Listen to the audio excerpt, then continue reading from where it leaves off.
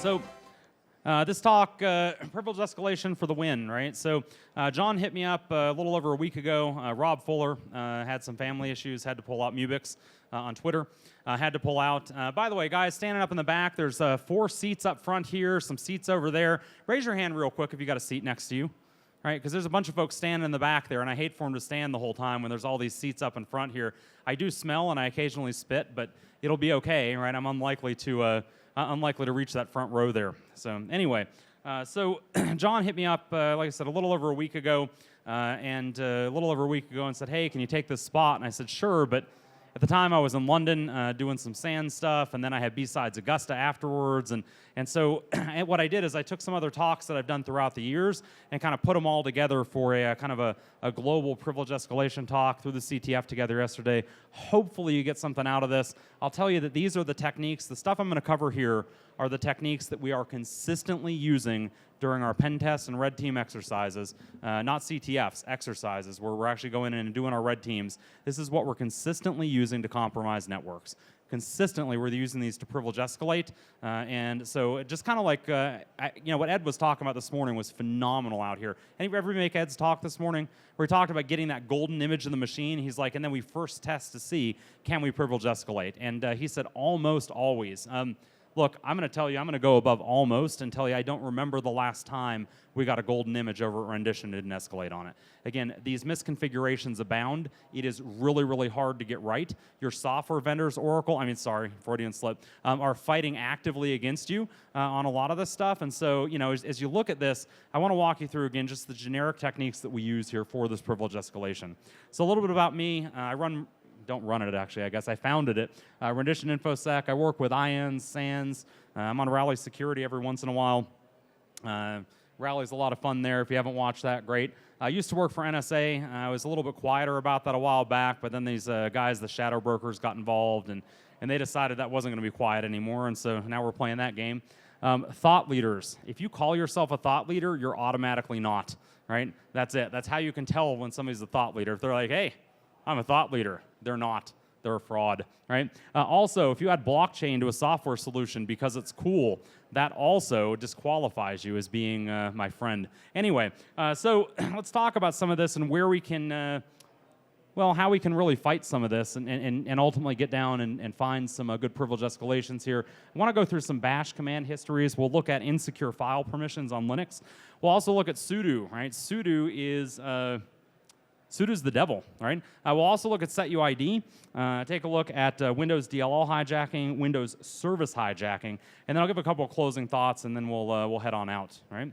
By the way, there's a bunch of seats still up here. If you're standing in the back, there's raise your hands real quick, folks. I got 3 in the front. I've got some others over here. And look, even if you feel like you want to stand in the back, there's other people waiting to get up the stairs, so if you can make your way around, that'd be awesome, right? Anyway, this is the problem when it really comes down to Linux security, right? When I take a look at Linux security, this is what I see, right? It's this fence. And obviously, whoever put this fence in didn't understand fences, because honestly, this looks more like a ladder than a fence, right? I love this fence. It's one of the coolest pictures I've ever seen when it comes to fences. Actually, we'll look at a couple others here. I mentioned this already here. I'm not going to delve on this too much more. But again, if you want a coin, CTF's fairly easy. Just go rocket and tweet me the answer, right? So again, www.renditioninfosec.com. Okay, privilege escalation, right? Look, why? Turns out services increasingly aren't running as root unless you're in the medical community. And if you're in the medical community, they're all running as root, right? Because that's just what medical does. Any of you here work in medicine? Take a look at these people. Keep your hands up real quick. Take a look at who these people are and buy them a drink. They freaking need it, right? Because I do a lot of work in medical as well, and it is a absolute train wreck. My first job ever out of high school was as a paramedic. Well, technically an EMT in high school, and then right outside of that as a paramedic. And oh my gosh, has medicine changed a lot. Not the actual treatments that you're getting, but the fact that everything's internet connected and is running as root. It's almost like we didn't live the last 2 decades, and they're like, or more accurately, it took them 2 decades to dev a lot of these devices, and as a result, here we sit, right?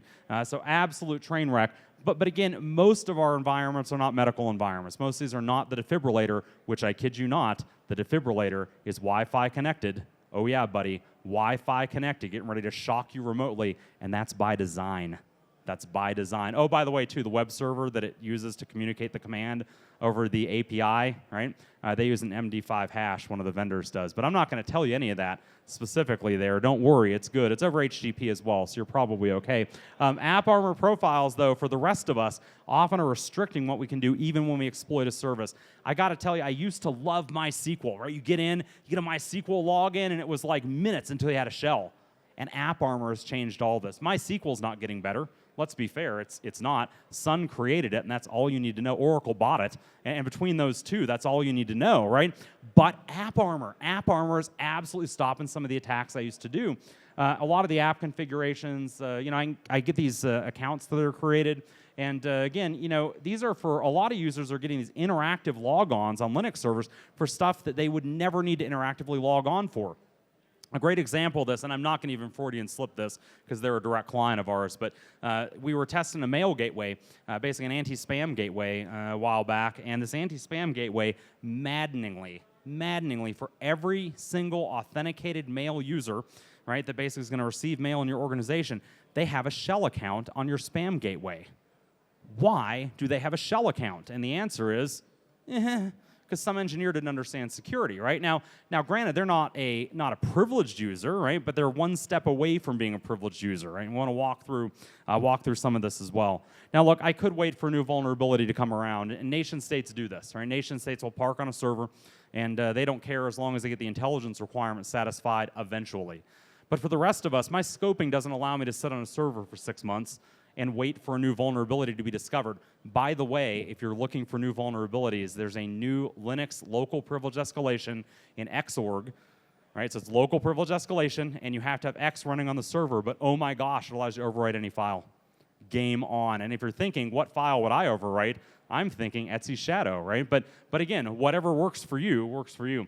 Bottom line, that's out today, right? So I wanted to throw it into this talk, and I just didn't have time to get the video recorded and everything. And anyway, pen testers, we have to have techniques like that, right, to escalate privileges quickly. The big deal for me, and Ed kind of talked about this earlier, right? When we talk about pen tests, the good, the bad, and the ugly, right?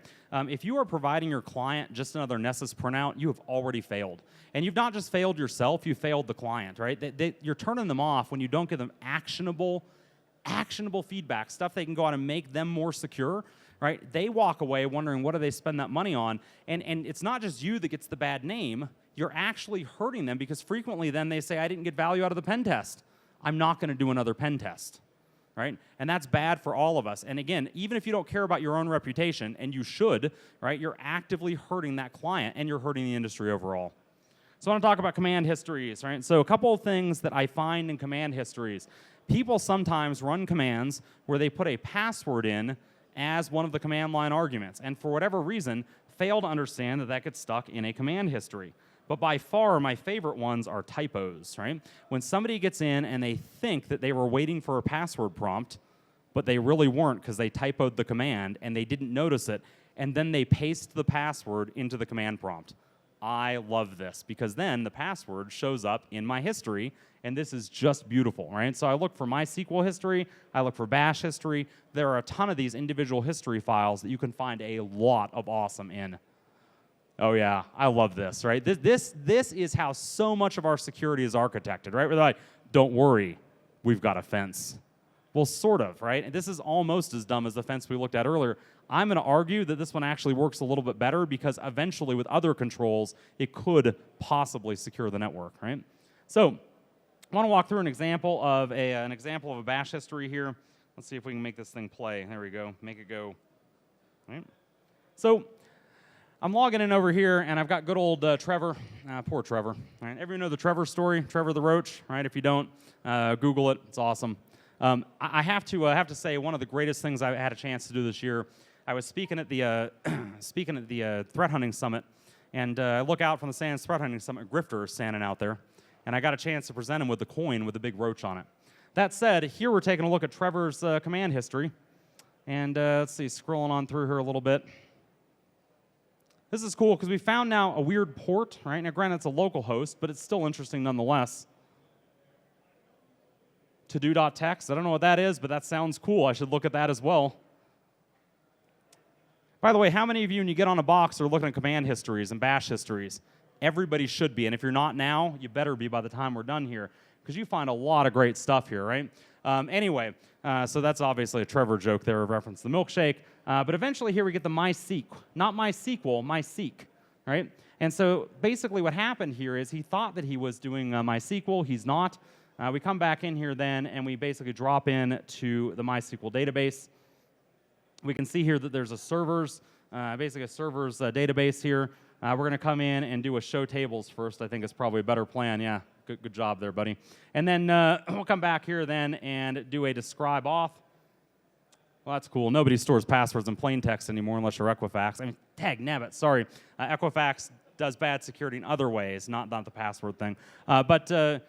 Anyway, enough plain text password jokes. Bottom line, we can use this then to pivot across from server to server, right, where we now have additional usernames and passwords. And this is not at all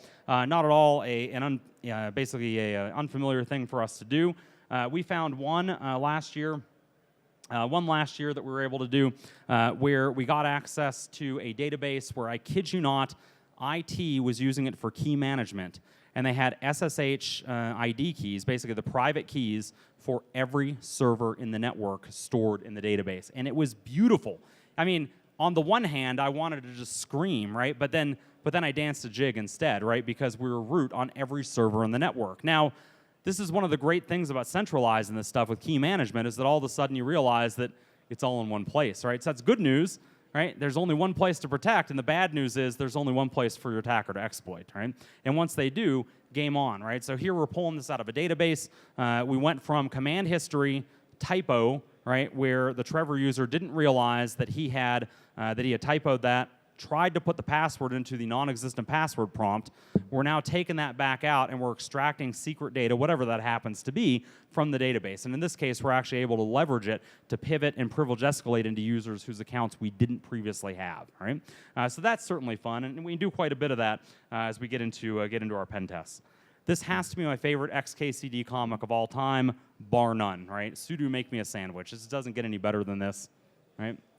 But the sudo command is a plethora of awesomeness because most of your system admins don't understand it. I'm going to go ahead and I'm going to do the non-infosec-y thing, and I'm going to admit I don't understand something. I was a Linux systems engineer for years, and I don't fully understand the intricacies of sudo, right? And any Linux system admin who's like, yeah, I know what sudo is. I'm like, right, you know that sudo allows you to change to superuser. But how do you accurately and granularly apply non-root permissions for another account to another non-privileged user? And then I ask how many people really understand that. And usually my Linux system admins are like, of course I understand that. It's preposterous that you would think anything else. And I'm like, brother, I don't understand it. I exploit it all the time because you don't understand it, right? But I don't understand it either, right? Now, again, most of your Linux, if you go back to your shops, right, if any of you work in corporate America, whatever, you go back and talk to your Linux folks, they will tell you, bar none, they understand sudo. It's super easy. Man sudo, right? It is way harder than that. There's lots of little intricacies there.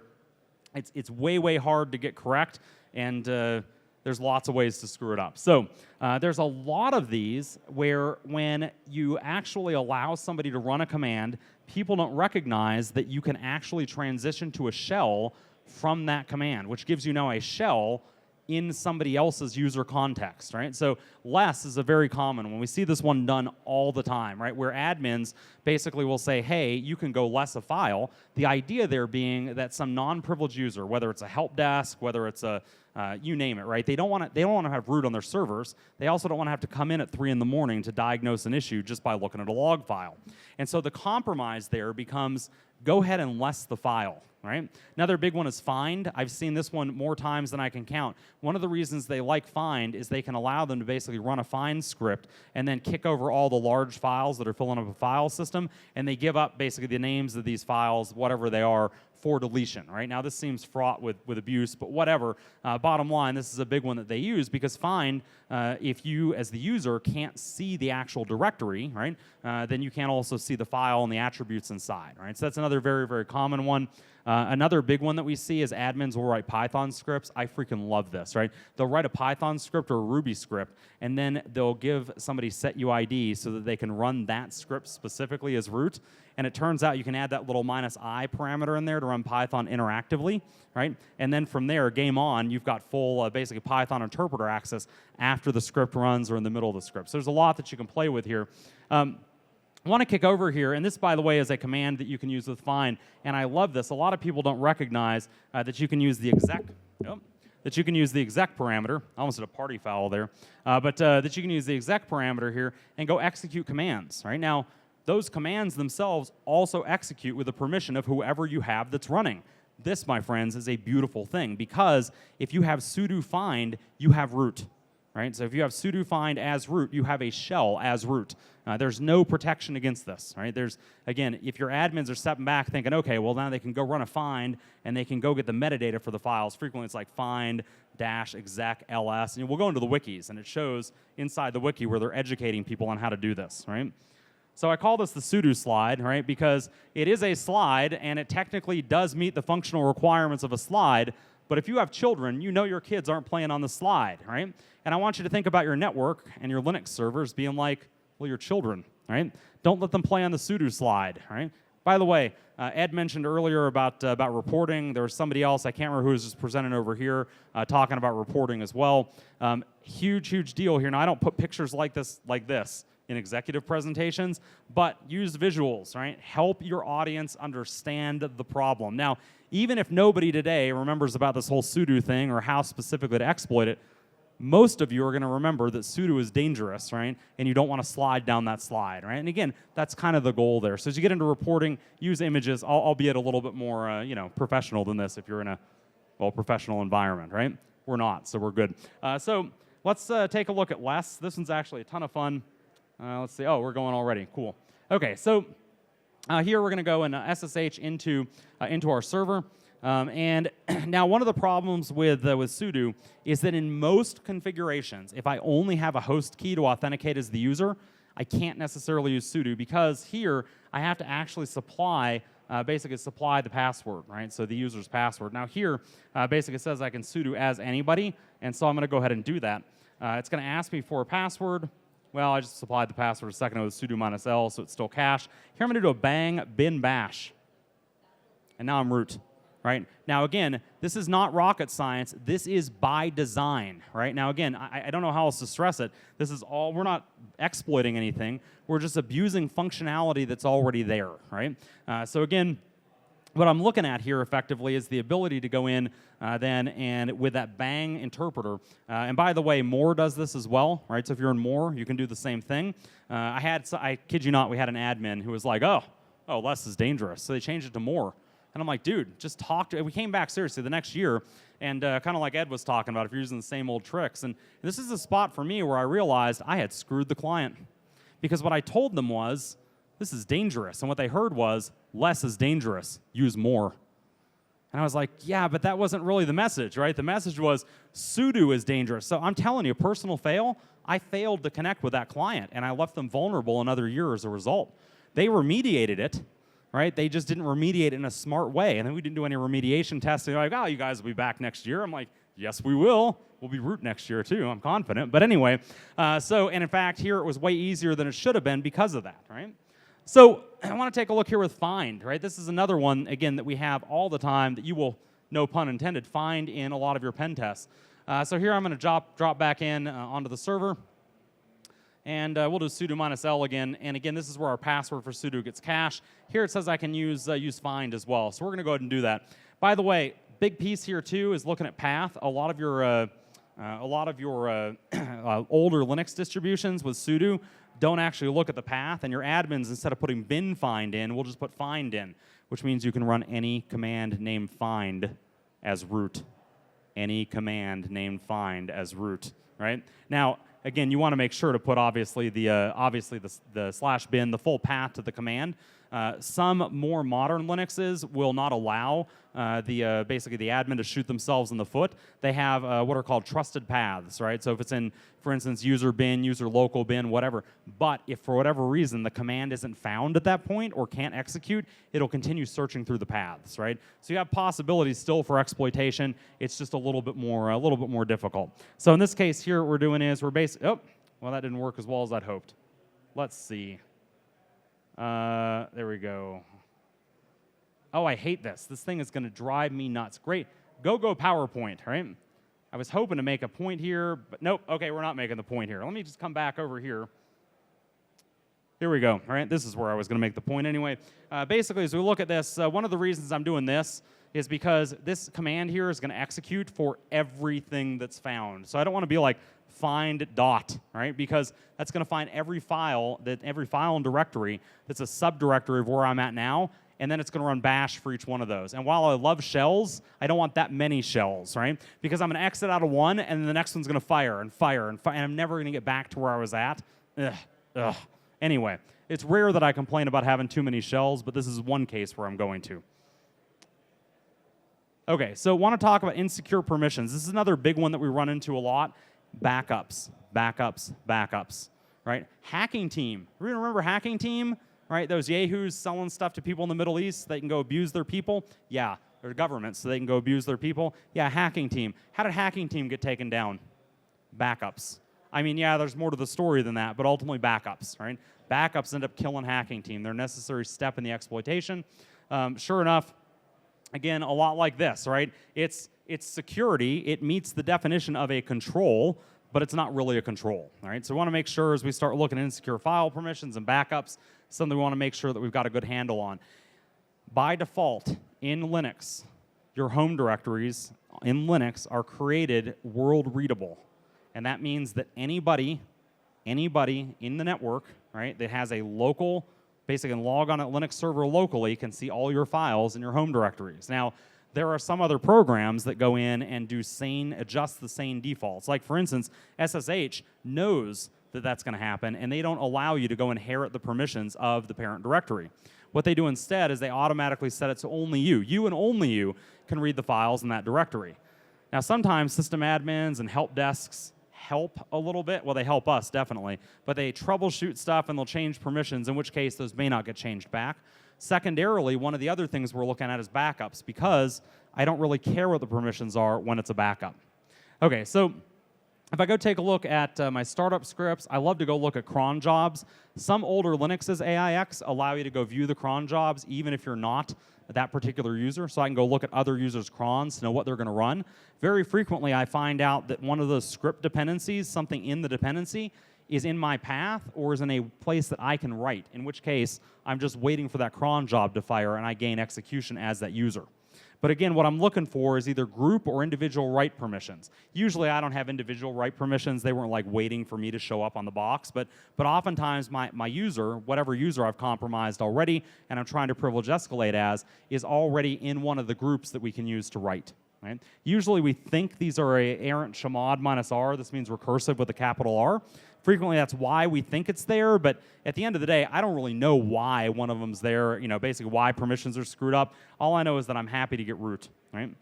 So I want to take a look here at abusing permissions here. I'm dropping back onto this box here. I'm going to take a look at some of the files here. Notice here again, this is pretty standard, and I say standard in that John's directory is standard. Everything else is not, right? We had this set up specifically here so that some other folks couldn't just go in and look at these home directories. Again, the default is world readable for the directories, right? So I don't know how else to say that, but that is obviously a bad plan. Now, I want you to notice that we can't get into John's SSH directory, but he does have a backups.tgz, right? So as we look at the permissions for this, right, the permissions don't allow us to get in there. But if we copy the backups.tgz into our temp directory, a directory we control, and then we go ahead and untar those. Well, what happened there? Okay, good to go. And then we go ahead and untar those. Excellent. I was getting ready to throw something to PowerPoint here for a second, but as we go back and untar these, we can see everything inside there, including .ssh, which we now own.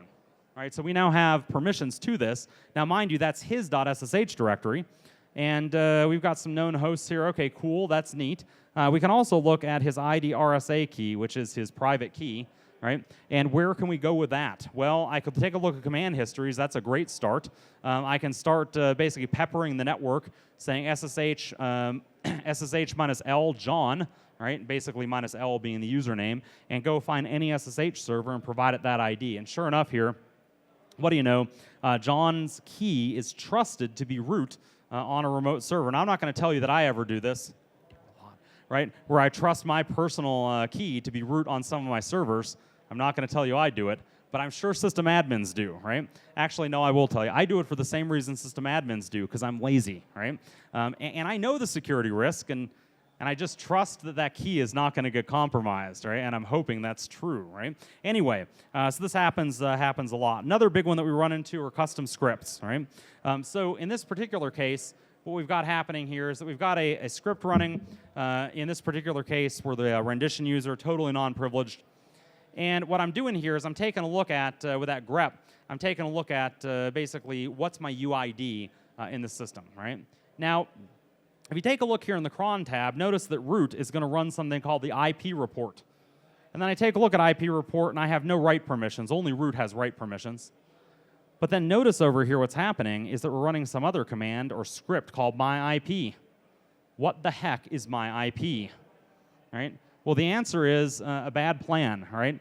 Because as we come back and take a look at my IP, and oftentimes we have to chain 3, 4, 5 layers deep, this is world writable.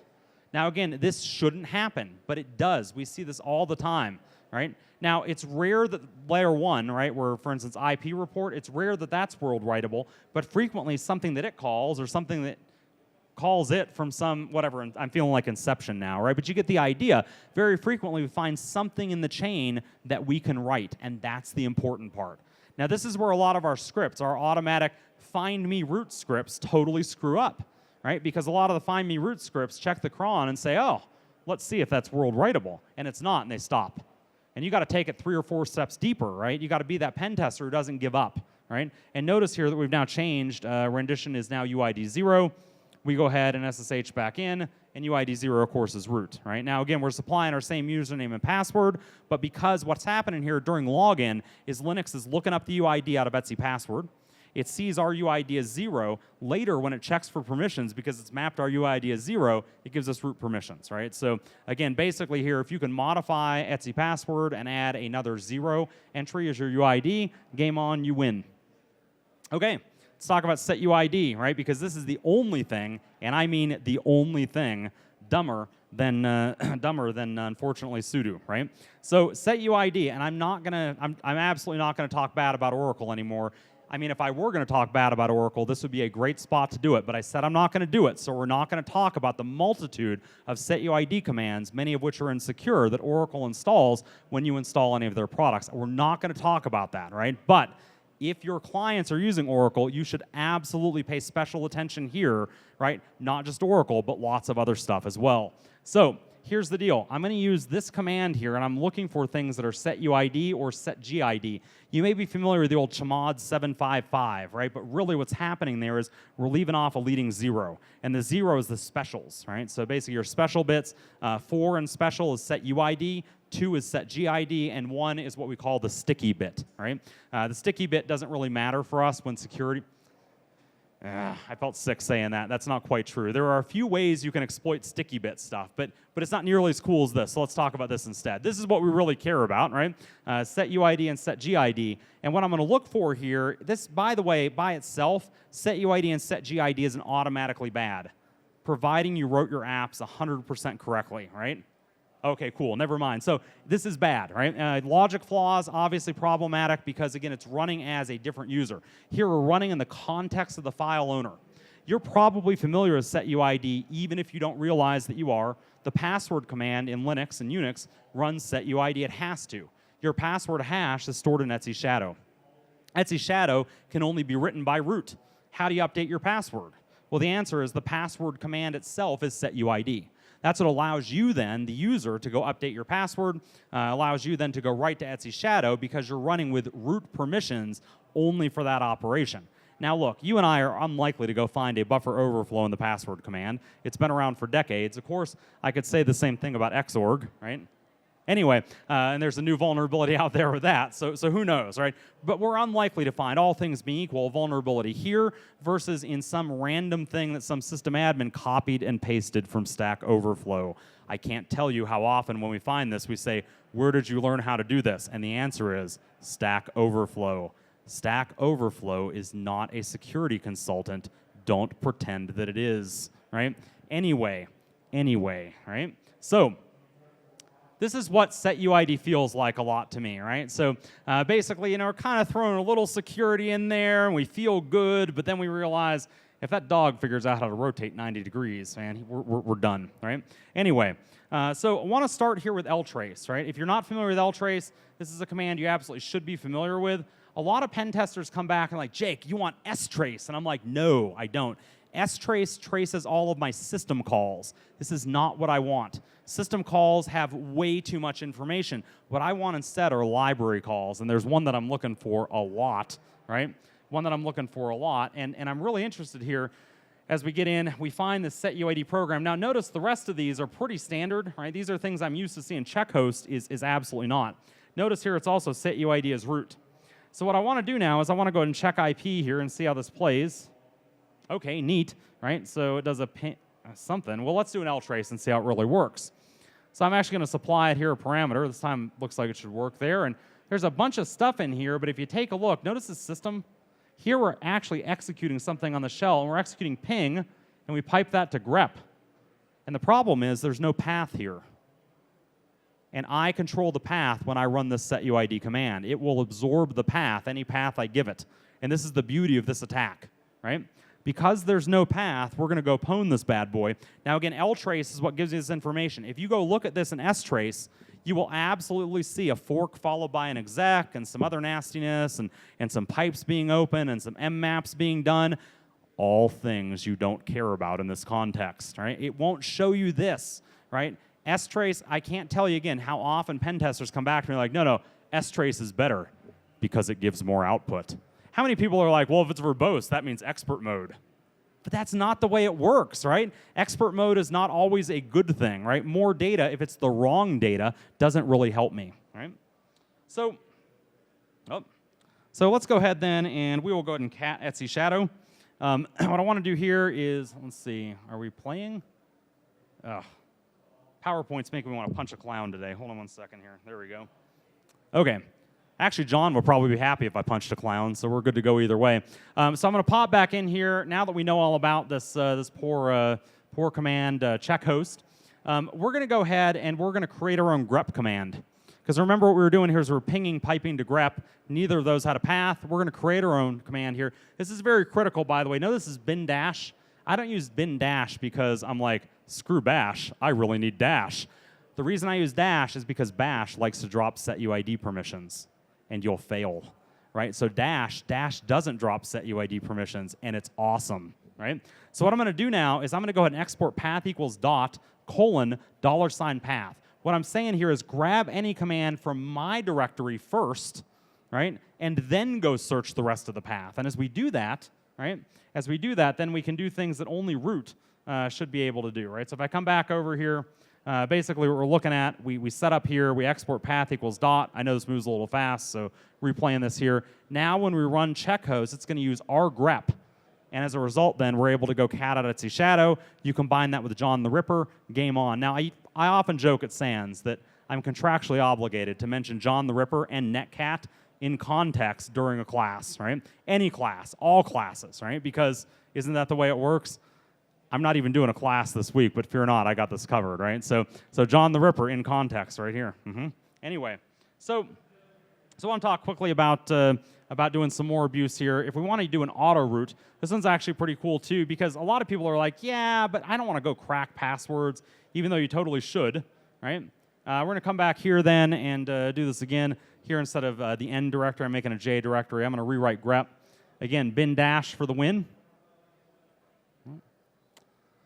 And here I'm going to copy bin dash into, we'll call it backdoor. Now, no attacker would really be that bad, would they? Oh, buddy, I saw botnet.exe running on some systems during an incident response a while back, and they were convinced that it was legitimate because, and I quote, lots of machines have it, right? And I was like, yes, yes, yes, right? Anyway, so again, stuff like this happens. I get it, right? Anyway, so here we're going to go ahead and write path equals dot, or sorry, export path equals dot, colon $ path. And from here, we'll go ahead and run check host. And check host does its thing, but if you notice here, now there's backdoor, right? And so we're going to go and run backdoor, and bam, we're root. Now, again, if you wanted to go back in, you can do a netcat listener, you can do a whatever. Netcat in context. Anyway, so netcat listener or whatever, but make sure, again, that you're using dash and not bash. The folks that write bash have done a really smart thing, and they've said, look, man, we're not going to let you create, because what was happening before, by the way, if you go back into their change logs, they didn't start like this. What happened was they had a bunch of system admins that are like, we've got this covered. You can't set UID a shell script. But what people would do is they create a copy of bash that they would call like super bash or whatever, and super bash was marked set UID root. And they were like, hey, that's ridiculous. This is like, they're like, this is crazy town stuff. Don't do this. And so they simply removed the ability to do that. They were like, look, way too many system admins are shooting themselves in the foot. We're done. We're not going to be a part of this. System admins now just go to Stack Overflow to the set UID thing, right? So either way, we're set, right? But bash, again, doesn't let them do that. Again, that's what we're exploiting here anyway, right? So out of Linux, right? I know we've done a lot of Linux stuff. I want to talk about two techniques that get us privilege escalation on practically every Windows system ever, right? So Dll hijacking, right? Windows DLL loading mechanism is a lot like this bike lock, right? They allow you to import DLLs, but they only let you specify the name of the DLL, not the path where the DLL should be loaded from. And every DLL that gets loaded runs code, and this, my friends, is amazing. So in a lot of cases, we can insert a DLL on a path that's going to get searched and then loaded by Windows. And if the program runs with elevated permissions and loads a DLL, we get privilege escalation. I taught this technique at Black Hat this year. We did a 4-day training course on code injection, and we showed people how to build proxy DLLs to do code injection with. And then we said, hey, why don't you go hunt for places you can drop proxy DLLs? And we smuggled some, oh wait, no, we're recording this, never mind. We definitely didn't smuggle any beer into the Mandalay Bay. That definitely didn't happen. But we did bring some Visa gift cards for winners of the CTF. And we had about 35-ish people that stayed. They ran for about 2 hours, about 18 O-days. 18 O-days in 2 hours, right, across. So that was basically an O-day for every 2 people in the room. Right? This is a very, very fertile hunting ground. And by the way, these were not misconfigurations in systems where system admins are like, hey, let's make it better. These are people downloading install packages off the internet and running them and finding insecure permissions where a particular directory or process, whatever, is later run as system or with admin permissions. So I want to quickly reference the Dll Search Order. This is not necessarily smart, but it is what it is. So we have the Windows directory definitely gets searched, but I want you to note over here the current directory, right? Well, that's weird, right? Now, this is the unsafe. Now, this is the supposed safe. Now, some environments that we're in, they don't even use the safe, but I don't call it safe, I call it safer, right? And if you ever remember high school health class, they didn't call it safe either, they just called it safer, and they called it safer for a reason, because you can't make it safe. Same thing here with Windows DLL loading. They can't make it safe, it just doesn't work that way, right? So another big one that we run into are missing DLLs, DLLs that aren't even on the system in the first place. It turns out we end up calling these phantom or ghost DLLs. Rob Lee called it ghost DLL injection. I usually refer to it as phantom DLLs, but whatever. Bottom line, a lot of applications try to load DLLs, and a lot of times they're checking for basically some functionality to be installed. Office does this, if you can believe it. It loads the fax services DLL to see if whether or not you want to print to a fax machine. That's what enables or disables the ability for you to actually print to. I don't mean like print to a fax machine like one of the multifunction devices. I mean print and enter a number and have it fax directly over to somebody else, a function that has never been used by anyone, right? Anyway, bottom line, if you supply your own DLL, the app's going to blindly load it for you. Now, the way that we find these is consistently is using Process Monitor. What I'm doing here is I always set up a filter for create file, and then I say go find me anything where the error code is not, or the return code is not success, because that means it tried to find a file and it couldn't find it. Now I'm going to go ahead and tell you, my friends, if that file has the name DLL in it, it's because they were trying to load it. And if you supply a DLL at that directory, at that location, it will load your DLL and run your code. Now, the application will crash shortly afterwards unless you write a proxy DLL to proxy all the functions. That's actually pretty easy. Again, I teach how to do that in that Black Hat course. We also run it outside of Black Hat. Talk to me later if you really want to learn how to do it. Anyway, the big problem we run into are these two permissions. And if you want to go provide value back to your organization, go check your program files directory for these two permissions. Admins love. This is the #1 takeaway from this right here. Coming back to Ed's talk this morning, if you want to go back and provide value to your organizations, go back and find out, are these permissions set on your program files directory? There's about a 30% chance that they are. Actually, I don't know who everybody works for here. About 1 in 3 golden images that we look at have these set. And the reason that admins like this is that anybody then can create files and subdirectories, and that lets any user install an application. And they love this, right? It makes it very, very easy for them to go push an app and let it install as the user. The problem is I can now add DLLs, right? Because if I come back over here, notice this program file, network drive control, right? By the way, what a horrible piece of software. But network drive control, if I drop dwmappy.dll in there, it will load that one for me. If my system admin later comes in and I can socially engineer them into logging onto my machine and running network drive control, they'll run my DLL with admin permissions. By the way, conveniently, if you don't proxy the DLLs, it breaks the app anyway, which makes for a great troubleshooting call, right? Great help desk call. Just throwing that out there. Now, proxy DLLs will allow the app to keep running, whereas basically your DLL is just kind of hanging out there and maybe getting a call back or whatever, right? So, enough about proxy DLLs and Dll hijacking. Let's talk about service hijacking. By the way, again, obviously I could spend hours on any one of these topics. I apologize if it seems like we're rushing. It's just because I'm on a clock. So, service hijacking. Here I'm looking for service binaries. Now, PowerUp does an okay job of this. If you use the PowerUp PowerShell script, it does an okay job of this. We still find a lot of spots where we win, where PowerUp didn't say we could win, right? Kind of like Ed mentioned this morning, a lot of it really is PowerUp gives us an indication that something might be wrong, but to actually get code execution frequently relies on some human interaction, right? So some actual human applying some logic there.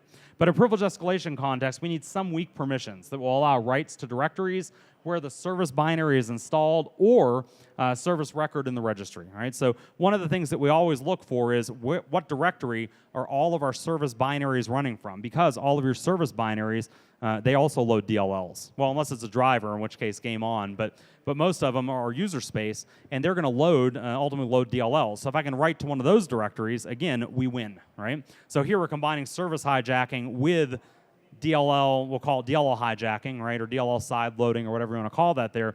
Again, that gives us that win. By the way, technically side loading is a little more complicated, but we don't have time for all that. So a couple of things I'm always looking for as well is, can I change the service configuration itself in the registry? This happens way more often than it should, right? Very frequently we find people that we find install scripts that screw up these permissions, right? And it turns out these 3 permissions are the ones you're looking for. Now, of these 3, create link is the hardest to exploit, but certainly the set value and create subkey, these are tremendous, right? So if you find these in one of your services, so if you're looking at HKLM, system, current control set services, and you see any of the services that allow you to create a subkey or set a value beneath it, game on your system. I mean, that's it, right? You're going to be system just like that, right? So I think this is where I'm out of time, aren't I? Yeah, it's 45. How long do I get? I have 5 minutes, a whopping 5 minutes. Okay, cool. I'll go ahead and close up with a couple of thoughts here. Listen, I would love to write a script to do all of this for you and find this. Forget a script. I'd love to write an application and blockchain enable. No, sorry, wait, that was. Love to write an application that's going to find 100% of this for you, right? Somebody came up to me the last time I did a privilege escalation talk, and they're like, hey, how would you best do this in automated fashion? And I'm like, does it look like I have $1 million? Or $100 million or $1 billion? And I'm like, no. And I'm like, exactly, right? Because if I could write something that could automatically detect all of this, right, I'd write it into a product and sell the heck out of it, right? The reality is there are way too many variables here, right? We use tools like PowerUp to kind of get that first hit, right? But at the end of the day, it's a lot about creativity, a lot about, by the way, knowing what good looks like. when you know what systems are supposed to look like, when you know how systems are supposed to be configured, it's a heck of a lot easier to go in, and find these vulnerabilities.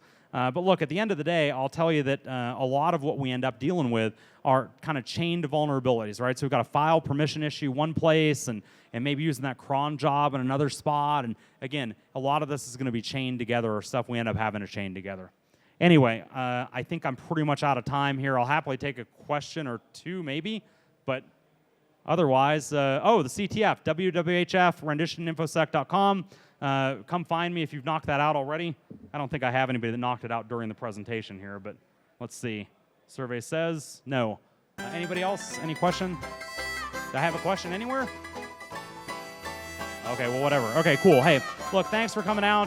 Hit me up around if you want to chat about privilege escalation. Otherwise, enjoy Wild West Hacking Fest.